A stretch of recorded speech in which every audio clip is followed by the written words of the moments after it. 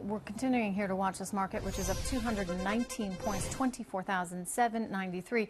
Of course, being fueled primarily by some very, very good earnings. Will they continue?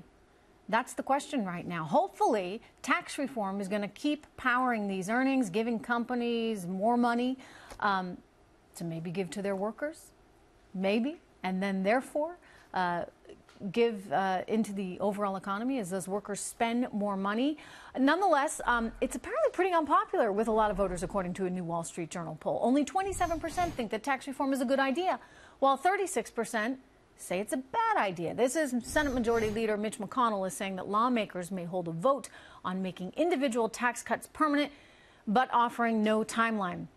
I would encourage him to do that fast if you watch the opening of this show. Joining me right now to break it all down, Americans for Tax Reform President Grover Norquist and Democratic strategist Antjuan Seawright. Good to see you both. I'm just going to remind the control room to pull some of these graphics that we showed you earlier because I think it will help illustrate the point here. But I'm going to go first to you, Grover. Sure. Can we do this? Can we get it done? You know, Mitch McConnell's saying, yeah, we're looking towards another round of tax cuts for the individual, making them permanent. When does it happen, and do we need it to happen? Sure. I was talking with Speaker Paul Ryan the other day. They're looking around June, July. There's not a fixed date, but two things. People need to focus on how much their taxes were cut, which means how much their pay was increased, how much their take-home pay increased. 90% of Americans have lower taxes today than they did 4 months ago when we were under Obama's tax plan. Now that we have the Republican tax reform, 90% of Americans have lower taxes being taken out, less money being taken out of their pay. But not everybody sees that because a lot of people have direct deposit.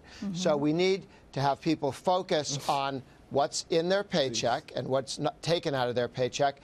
And when we have the debate on making the tax cuts permanent, we will have another opportunity to say, look at this, look at how much your pay is increased, and focus on the benefits of tax reform. I think June, July is a good time. It's in the summer, gives people plenty of time to think about it going into the election. You know, Antjuan, if you were watching the top of the program, I was making the point that while tax cuts for corporations, I happen to think are very good, because I want us to have a very competitive economy and competitive landscape, I would like to see more aggressive tax cuts for individuals. I mean, you look at small business owners, for example. If you're the individual making $150K working for the small business owner that's making $150K, well, guess what? As an individual, you're paying more than twice as much in taxes.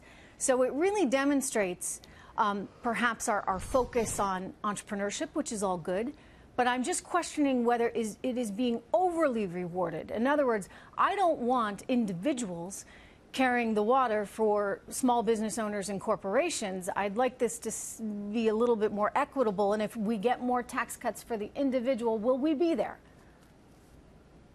Well, Trish, as I oftentimes remind everyone, that the devil is oftentimes in the details when it comes to these legislative proposals. This tax scam was sold to the American people as something that will benefit working class people in this country. Well, that's been the opposite. It is. It will add, according to the nonpartisan CBO, it will add $1.8 trillion to our national deficit, some $33 trillion to our national debt, and middle class Americans cannot feel this into their paychecks. And while corporations and some of my friends on the right will brag about the one-time bonus that American workers are receiving, the truth of the matter is that at the same time our corporations were giving out bonuses, they were laying off people, and there was no long-term sustainable strategy. Antjuan, does that mean we need more individual tax cuts? Before you pick apart, you don't like corporations getting a tax cut. Let me ask you, do we need more on the individual side?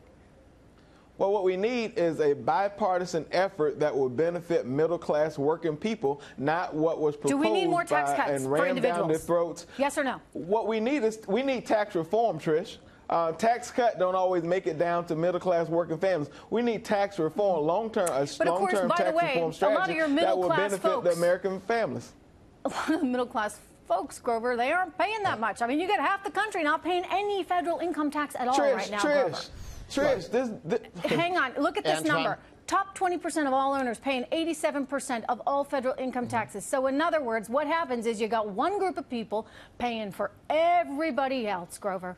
Well, Trish, the beneficiaries of tax reform and tax reduction, the biggest winners are those 300,000 people in February who got a job. The 800,000 people who were discouraged during the Obama years and said there are no jobs for me. The 800,000 who came into the workplace and said, I'm now looking because I think there will be jobs for me. So stronger growth, money being brought into the United States for investment, the lower taxes making every American business worth more. One of the things that hasn't been talked about is your utility bills. If you're at Pepco here in D.C., you got to notice 90 million American households have been told they're going to see lower utility bills. I get 10 seconds. Final thoughts, Antjuan. This was a tax scam. The American people are realizing, they know it, and they will show their non-support for this at the polls in November. Okay, you keep talking that way. Thank you, Grover, Antjuan.